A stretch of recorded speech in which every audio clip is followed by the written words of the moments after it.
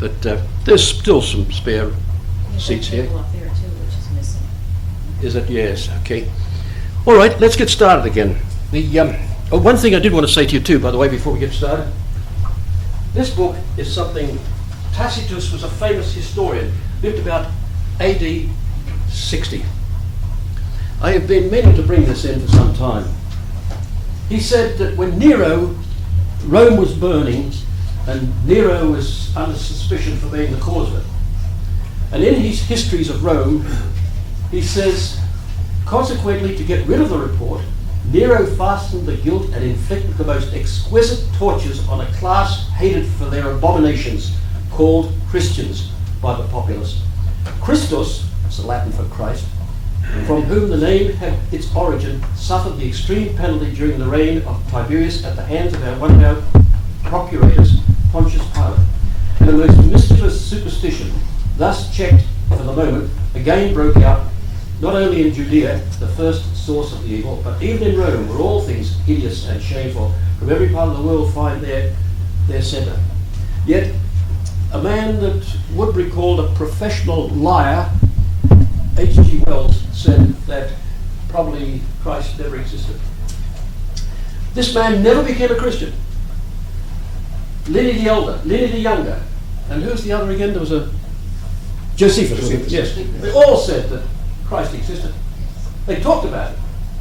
Incidentally, I found it quite interesting over here. He talks about a revolt of the slaves led by Spartacus in the same history. Everybody smiles when I read that. Page 386, I think it is.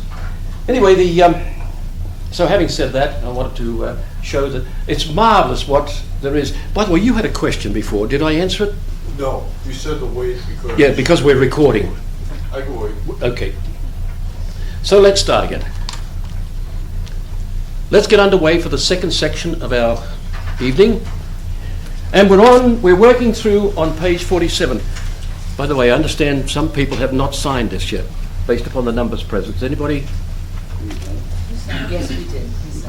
So we're on page 47. I want to point out the logical aspect of things, how we reduce things in logic.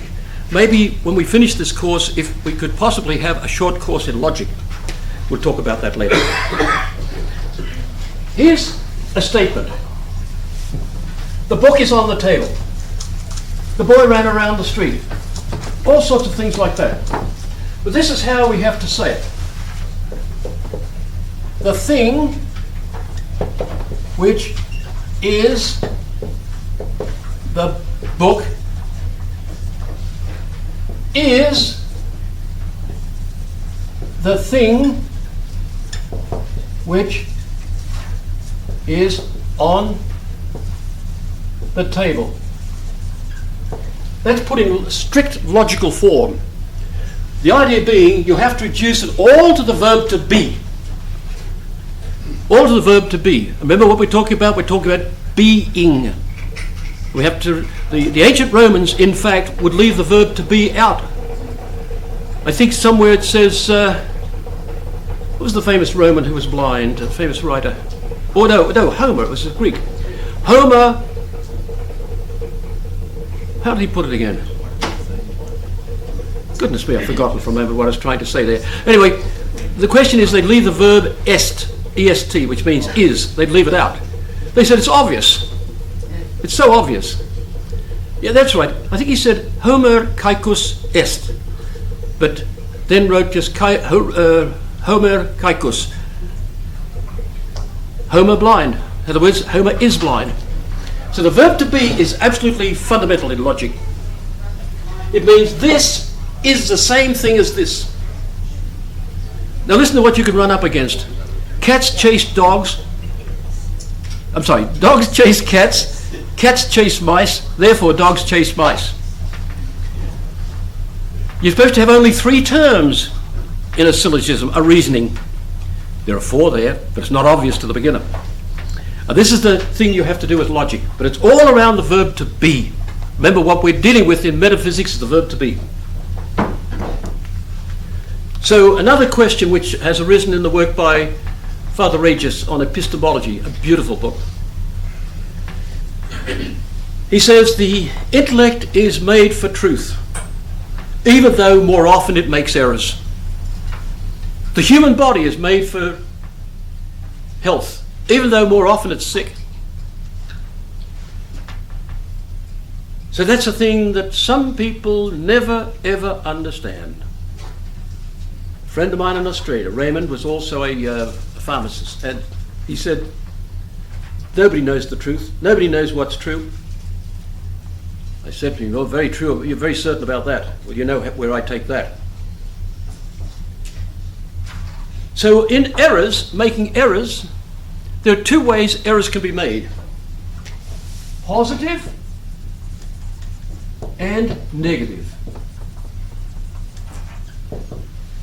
A positive truth, if I say, or a positive error rather, if I say Jenna is not in the classroom, that's a positive error. But here's a negative error. If I say, I didn't see Jenna here tonight, is she here tonight? You see, there's a negative error there. And people make negative errors all the time.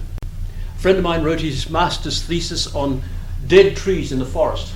It was amazing. They play an enormous part, for birds that fertilize with carrying seeds and all sorts of things. And he said that he learned a lot that he didn't, after he wrote the thesis and graduated, learned a lot about dead trees he didn't know before. There were negative errors. We make negative errors all the time. But that's not a positive error. I was told that in the Bible there are contradictions all the way through it. Why? James says something that Matthew didn't say. Well, that's not a positive error, that's a negative error.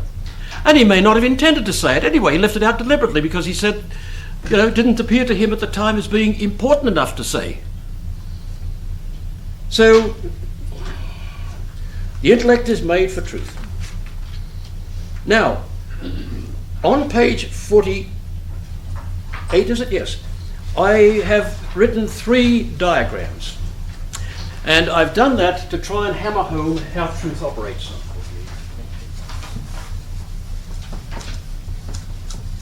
And it's simple enough, it might look complex at first.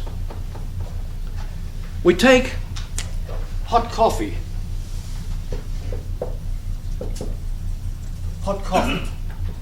which heats the water, the spoon I've got there, haven't I? Produces hot spoon and the properties that go with hot spoon. For instance, it can do this, it can do that. It does be hot and it operates hot. It can cause other things to be hot. If you don't believe it, heat the spoon, then put it on your hand. It has the capacity for heating, or the potency for heating other things. God made a tree in similar manner, a tree, and all its dues, what it can do. I should put its dues here. Makes the tree what it does be and what it can do. He's the origin, the model for all that. Likewise, God made man and all that he can do. Now his dues may be individual, they may be social, etc., etc. Here's the capacity for rational activity. Personal self-governance, for instance. We look after ourselves in our everyday life, we feed ourselves, we dress, we bathe, etc., etc. All those dues. So God imparted into man his nature, what he does be and what he can do, all his dues. So that when it comes to the social order, he's the source of that. Social order. Man has the capacity for self-governance and for social governance. But it's difficult for each of us to govern ourselves socially, so we delegate it to certain persons. So all authority, civil and otherwise, comes from God, whether we like it or not. Ultimately, it comes from God. And if somebody abuses that authority, my God, he'll have something to answer for. As Woodbury used to say, it's better to be the one getting the kick in the rear end than the one giving it. So there's the capacity for rational activities in the familial society and the political society. So when man says that the family is an artificial construction and didn't exist in the ancient world, you got a lot of learning to do about the ancient world. I remember hearing this from students, by the way. A girl once told me she'd taken 3 classes in political science, so there's nothing I could tell her about that. I said, have you studied social psychology? I did. Have you studied philosophical psychology? No, I did. Have you studied empirical psychology? No, I did, etc., etc. You cut them down to size gradually. I used to love about the people who'd say that distinction between male and female was purely artificial.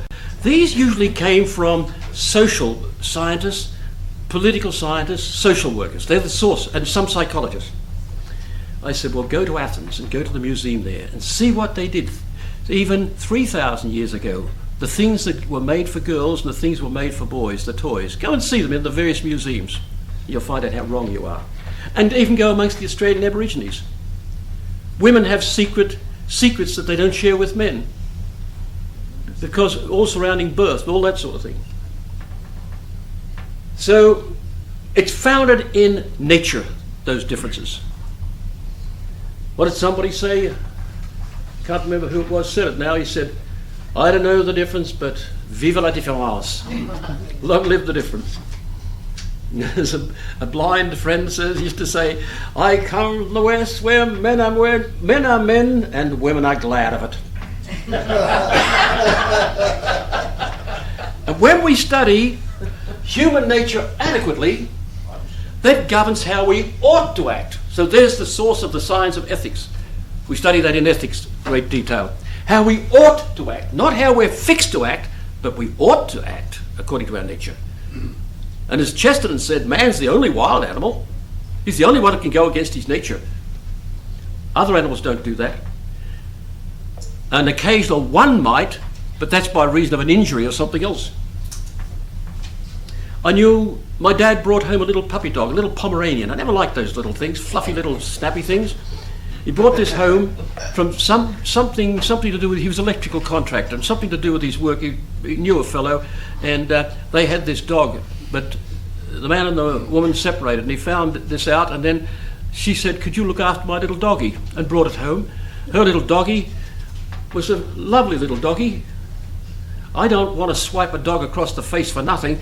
After it snapped and bitten my fingers several times, it hated men. Couldn't stand any men near it. Even if you fed it, it couldn't stand you near it. They don't like women either. No, I was in a bus in Montreal, and 2 lovely, obviously French ladies came in. One dressed in all purple, the other dressed in pink. And I didn't see what they had nestling in their arms, and one sat next to me and thought, she's feeling her arm under my arm here.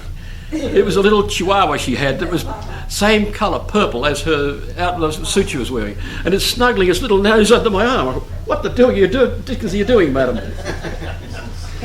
I'll give you 24 hours to stop that, I said.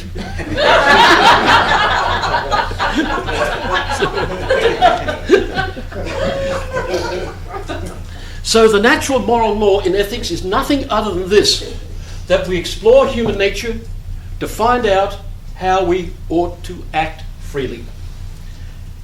As individuals, in the family, and the civil society. And by consequence, a lot of other things. Universities, how they ought to be teaching, schools, and how, if we're in a football team, how we ought to behave towards the others. All those things spring from that. So, my friends, we've said a fair bit about the truth. On page 49, you've got all of that spread out and divided, or derived rather. And I think it's pretty obvious how it happens. If you read that through, we see that there's a need for the powers of civil authority, an obligation to ensure that all citizens function with respect to the common good, and all that. These properly belong to ethics, but I'm showing that in this setting, which I think, since a lot of people haven't studied ethics with us yet, we thought we should do that. Now we come to this section that every being is good. Just as intellect is related to the true, so will is related to the good. Aristotle gave us the definition of the good, that which all appetize. Now, what do we mean by this? First of all, we have coming into the sense life. Sense. And by sense we mean sight, hearing, smell, taste and touch of external senses. Internal senses, we all know them, but internal senses are located in the brain.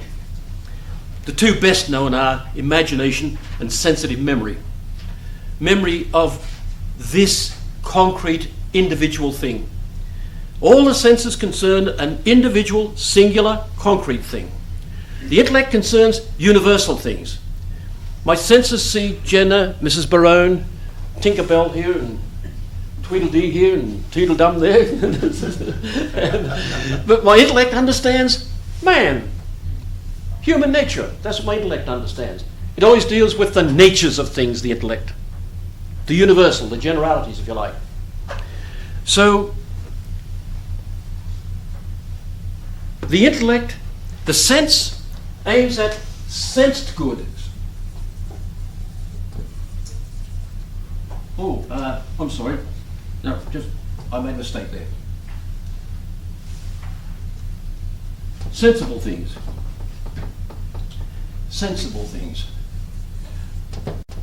That is to say, this horse, this house, this dog, this person. That's what the sense always gets at, this. And the sensitive appetite or inclination, which we call the passions, go out to sensible good. The sense aims at the sensible thing. Jenna, do you mind? Sensible things, and the sensitive appetite or inclination aims at things sensed to be good. You know that. You've seen ice cream, and you see the lovely texture of it. You can smell the vanilla flavor, the vanilla odor. So you say to yourself, oh boy, I'd like some of that. That's sensitive inclination, or sensitive appetite as we call it. Thank you. Then the intellect brings in the natures of things. Natures of things. It understands what things are. Not exhaustively. It may only just have a vague idea. You've only got a vague idea of the distinction between an elephant and an ant, but you're pretty certain of the difference. Now the will aims at the nature as good. For instance, ice cream known as a good, or a girlfriend known as a good, something like a fellow says alone, he'd love to have a nice girlfriend. Well, he knows that as a good, understood good. He might also know as a sensible good. It might be he has sensible knowledge of her first, sight, seeing the way she walks, the way she talks, and the way she does her hair, but thinks she's a bit of a nut, according to understood goods. I've experienced that with young people talking to me. Like the fella said, he'd been going dancing with a girl for years. Somebody said, when are you and Betty getting married? Oh, I'm going to marry her. He knew straight away. She's a bit of a nut. I wouldn't marry her. But yet he went out with her every Saturday night dancing. Dancing partners, they used to call them. But every being is good in some manner, has some desirability. Every being has some desirability in some manner or other. God wills beings into existence, and therefore they're all good to be loved, for love has its end, the good. Thus there's no such thing as an unwanted child, my friend. We've heard that a lot of talk today about an unloved child, or an unwanted child. So if God wants something to come into existence, it certainly is wanted. Being is good, as it is the object of appetite.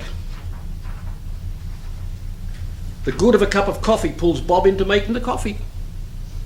It's always something known as a good that pulls us into action. Otherwise we don't move.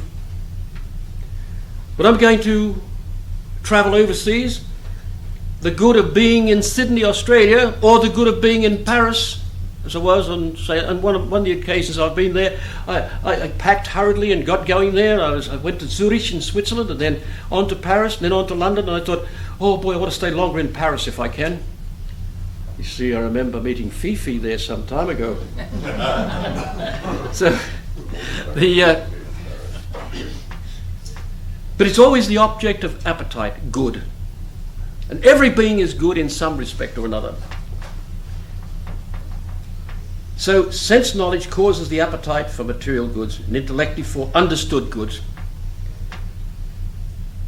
So the three, you might remember, we mentioned on one occasion, there are 4 steps in love, for instance, and love is the basic appetite for good.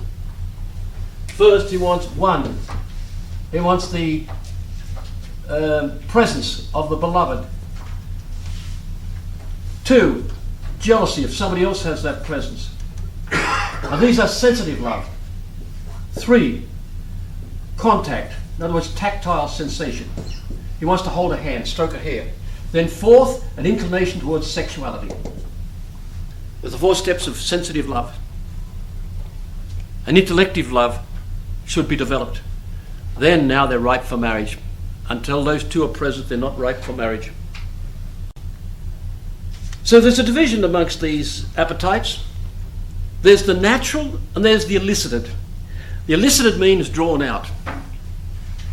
So there's a natural appetite. For instance, sight has an appetite for colour. Group of pharmacy students, we were lost in the Ku-ring-gai chase on one occasion. Well, we knew where civilization was out there somewhere, but we weren't that far from it. There was a main highway nearby, but we couldn't find it. We were wandering around in the dark. We set out too late along this particular track. But the hunger of our sight for light, the natural appetite, hunger of our ears for sound that we talked and talked our heads off. And we were all about around the age of 20. We weren't children.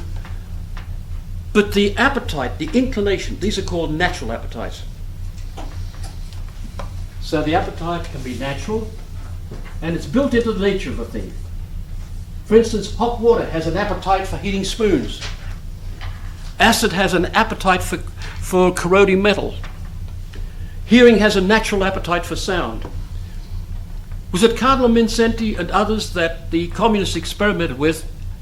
Cut them off. Oh, I saw this experiment on Australian television one time. They had a man in a room that was soundless. There was a clock, somewhat like this clock on the wall. There was no sound whatsoever. And after a while, the clock started to leer at him. The figures were distorted. Things around him were distorted. They found that we can't do without some sound. A famous film was made on the, I don't know what kind of ants they were at the time, from South America. Professor Powers, you'd be the authority on that. Professor Powers was head of the communications department at Niagara University, and I had the great joy of watching films and hearing the beautiful comments and things and getting a different insight to film from him, the propaganda methods, etc. They were taking this girl downriver to put her on a steamer to go back home. She was a bride by, what do they call it? Mail order bride, yes. And they found they're incompatible, so she wanted to go. And they were taking her downriver, but had to stop for the night. And she's in a tent, and she suddenly started out of sleep. She couldn't work. So what startled her? She didn't know. So she went outside. Here were the 2 main men standing there listening. What's wrong? I can't hear anything. That's the point. There was nothing to hear. The night noises had all gone. The animals had fled because of the march of the ants. Oh. Remember that film? Yeah, I remember that. I saw it a couple of times. They're sort of big. By the way, I'm talking to those little ants with 6 legs, not the ants that you're married to your uncle. Then there are 2 appetites we call elicited, which means drawn out, that's all. Elicited, drawn out. One is sensitive appetite, which we saw a few minutes ago. The other is intellective appetite. Oh boy, I'm writing all over the wall. Sensitive appetite, which is called passion, when it's the elicited one, when it's drawn out, we call that passion. Intellective appetite, we call that will. So they're drawn out by knowledge.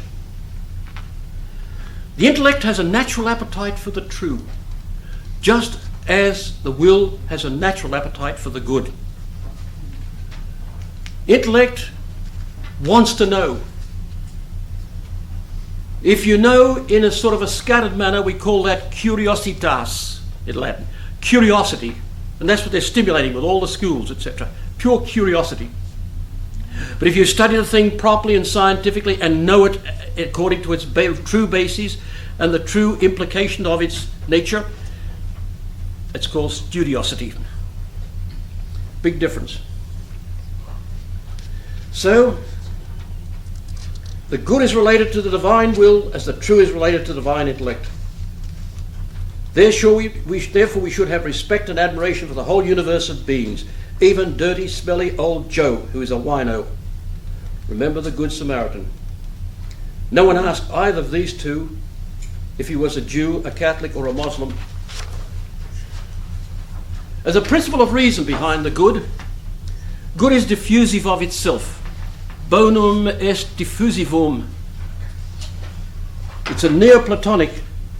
The Neoplatonic, those philosophers that lived about, followers of Plato in the 3rd to the 5th century, they were the responsible for that one. Good is diffusive of itself. Raymond Klebansky was the leading authority on those philosophers. I was fortunate to study under him. Today, people like Planned Parenthood show contempt even for matter. They say that they make a claim now that the child in the womb is not human but only a piece of matter, a clump of cells. They don't even respect matter if they claim that each woman has a right to expel that matter from the womb purely as they will. Population control shows contempt for humanity. But what inconsistency! I heard this on television years ago when there was a famous debate between I think a Canadian woman who was a surgeon, and I've forgotten who the woman was for the debating her for the pro-life organization. The Canadian surgeon said, we have to get the people used to committing murder. They have to get used to that. What contempt for humanity. Every human person is wanted, at least by God. I was asked to perform an abortion once when I was in pharmacy. I said, do you realize what you're doing? I said to the woman something about, I suggest you let the child go to term because that'll be much better for you and the child. Well, what happens then? I said, just bring it in and I'll cut his throat. Could you do that? I said, well, I could do that much easier than I can imagine his mother wanted to murder her. She went home, ignored me, climbed up on a lowboy and jumped and broke a leg. I shouldn't smile, but she did. It was such what you might call natural justice. There's a certain division of the good. There are 3 ways we can divide up things that are good. 3 kinds of good, if you like. There's first of all, there's the useful good. Then there's the pleasurable good. Then there's what we call the worthy good, also called the fitting good. These 2 exist for the sake of this. The worthy good is that which is good for its own sake. It's a pleasure to study another language. It's useful to study another language. But it's good just to study another language. A friend of mine, a pharmacist, and his friend, another pharmacist, studied 169 languages. They had fun out of it. Most, he said, 3 months you can get a sort of a basis of the language. Dutch, he said, 3 weeks. I was able to translate some Dutch, and I'd only just glanced through a grammar. Translate some a little bit of it, because if you know German, you know English, it's sort of halfway between the 2 of them. But when you hear it spoken, I heard it one night in husband and wife quarrelling when I was in Amsterdam. And all I could hear was gobble, gobble, gobble, gobble, gobble, gobble, gobble, gobble, gobble, gobble, for about 2 hours on end. So this is the good which is worthy for having for its own sake. These are goods which are useful, these are pleasurable. A glass of beer is pleasurable, but it's also, and a glass of wine, but it's also useful, stimulates the appetite. I prefer vodka myself. I was waiting. You were waiting for that one. Yes. So, the worthy good is that which is worth having for its own sake. Knowledge is worth having for its own sake. Friendship is worth having for its own sake. Curly-headed little boy is worth having for his own sake, with a freckle on his nose. So, but good, as you see on page 51, has the character of an end. Now, I want to set that out so I can understand it better. And every action moves towards some good. You can imagine me one morning, I think it was about 7 o'clock, I was at the airport of Ottawa in Canada. Along came a French-Canadian couple that I knew well. He was a dentist. Bonjour, les amis. Hello, friends. Good morning. How are you? They're hurrying along. Where are you folks off to? Nowhere. Hurrying to go nowhere? I never got over that. They never confessed. I heard they were having a rough marriage. I learned that later. But hurrying to go nowhere. I knew where I was going. I was packed and ready to go to Toronto and then to Los Angeles, Honolulu, Nandi in the Fijian Islands, Auckland in New Zealand, and Sydney. But what happened, what dragged me into all those actions? Be in Sydney. That's the good I knew. But they didn't seem to have a good. So here's Bob here, and he wants to say be in Sydney, and he packs his clothing for that. You always choose the means to suit the end. Packs clothing, buys a ticket, gets the right plane, the end. So here's the efficient cause. Now I've painted myself into a corner here. I really shouldn't have put Sydney because it makes it too complex. Say coffee. Do you follow that, Al? Coffee? So Bob puts hot plus water together. And the student pointed out one day, you must be magic. How do you get coffee out of hot water? So this is the efficient cause, the makey cause. This is the final cause, the endy cause. We'll bracket this. This is the end, or final cause. In Latin, finis, F-I-N-I-S, means end. If you see French movies, you'll see at the end they always put F-I-N, that's the end. So that's the end or endy cause. This is the makey cause. This is the formal cause. And this is the material cause. But here's the point. This is known as a good, or he wouldn't make that. He wouldn't go to that trouble.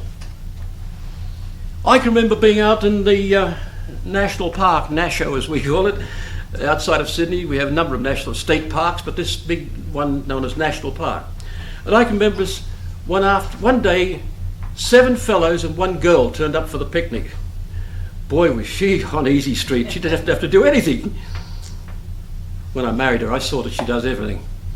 Anyway, the point was we made a fire. We had trouble finding dry wood because it's been raining and very damp. But we made a fire and we thought, look at all the trouble we're going to boil up the billy and make a cup of tea. So we boiled up the water. The good we saw was a cup of tea. And we went to a lot of trouble for that. So first in the order of intention is the end. Last in the order of execution is the end. But first it's known as a good. It's known as a good. And last in execution is known as an end. So first it's a good, then it's an end. There's a relationship. And all those things have to be taken into account. When we deal with ethics, for instance, there's the end of the agent, there's the end of the act, and there's the circumstances. What's the end of the agent? What's the end of the act? What were the circumstances? And if you go into court, they want to know that. Why did you do this, sir? The act you did was you killed a man. What was your intention? Well, sir, I was acting in self-defense. But ends always known as a good. And the agent, we call that a number of ways.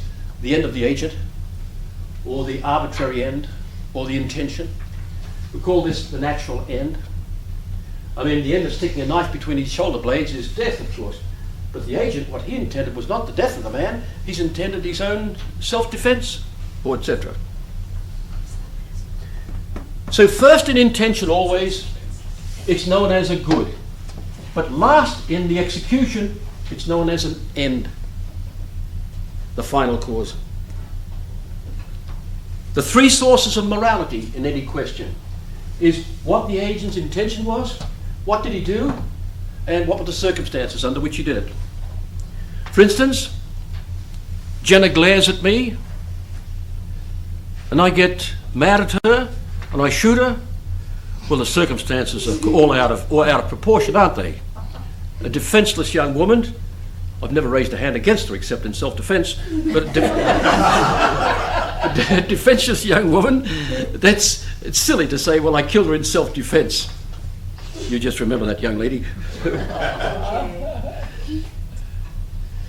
But every action is for some good when things reproduce. The good of the species. The good of the species. Rose bushes, the good of the species. Pigs reproduce, the good of the species. Nature's fixed it that way, implanted in their nature. Cats give birth to little kittens, not puppies. Dogs give, lady dogs, I don't like to say it, which without a W, they give birth to little puppies, etc., etc. And citizens of the United States, the good we struggle for is the common good. And the first one I've always maintained in an article I published, and I've maintained it, is this: civic friendship is the first common good. It's a condition as well as of common good. You want to live amongst friends, not enemies. So it's the first of the common goods. I wrote an article in which I argued that out. Civic friendship, peace, order, freedom, justice, they're basic common goods. And the condition of all that is the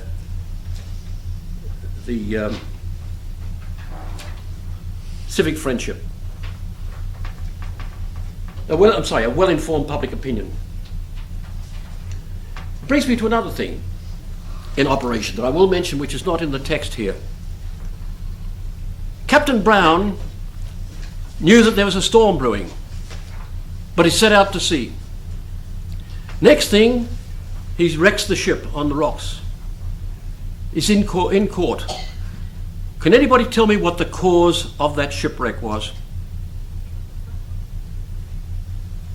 Captain Brown was blamed for wrecking the ship.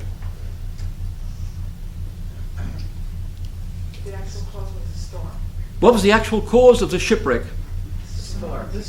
The storm? The captain's. He probably fell asleep. He probably fell asleep. Only you can say that. Pardon? What was that? GPS failure. GPS failure. He could have gotten drunk. Setting out to sea was a condition, not a cause. Yes, failure. If he set out to sea, then if he ran on the rocks, the ship would sink. If a storm came up, rather, then the rocks were the actual cause of the wreck. If he set out to sea, if a storm came up, there'd be a wreck. So the difference between a condition and a cause.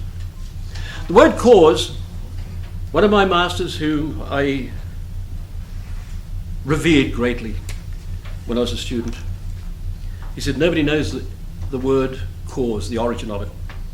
Strangely enough, he got that from a book which I have, and I can never remember the name of the darn thing.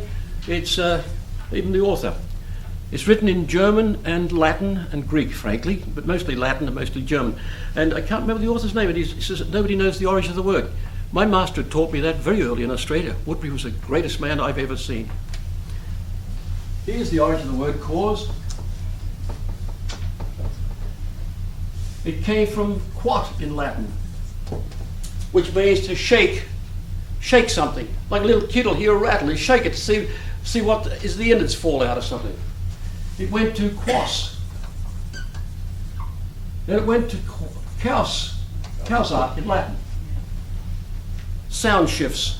phonetic changes. According as people pronounce things, it changes things. This change in Europe, for instance, amongst the languages, a very interesting change.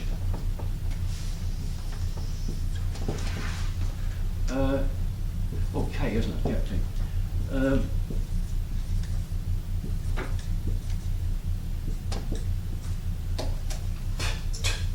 Said with the lips only. B, d, g, said with the voice and lips. M, n, ny, said with the voice, the lips, and the nose. In the Northern Europe, there's a word. Cano. In the Southern Europe, there's a word. It's the same word. Ny, nyosko. I know. There are variations amongst the various Northern European languages, of course. But you find this in different languages. These sound shifts down towards the Mediterranean, up towards the north. And we have phonetic assimilation. For instance, appetite comes from ad plus peto, I seek towards something. But to say that, it's phonetically difficult. Adpetite. We've got an adpetite, so we say appetite. We change it, double P. And all those double consonants you find beginning of words like that with an A, they all come from ad plus some verb. So, one thing we must remember is that natural inclinations have a natural appetite towards a natural end. So the natural end of the domestic society, the family, the natural end is new live man. It's a unifying principle. If it's not, a woman might be inclined to love and he's inclined to sex. She's inclined to children, he's inclined just for sex. And many marriages founder on that principle. So, I think we've said enough about that. Page 51. We come to page 52. Oh, I'm sorry, my friends, we've run out of time. It's very delightful to see a nice spirit develop, which has developed in the last few months in this class, a really nice spirit. That causes a beautiful cohesion.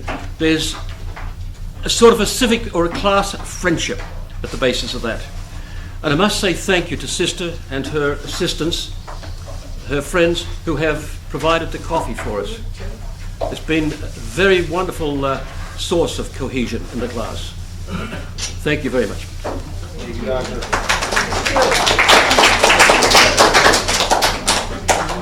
By the way, you'll notice that the text that I'm issuing is made so that you can fill in a lot of the gaps and pull things together. I'm doing my best, that's why I've been slow. I have overcome the difficulty with the computer that I was having. It's a most peculiar effect. Anyway, thank you everybody.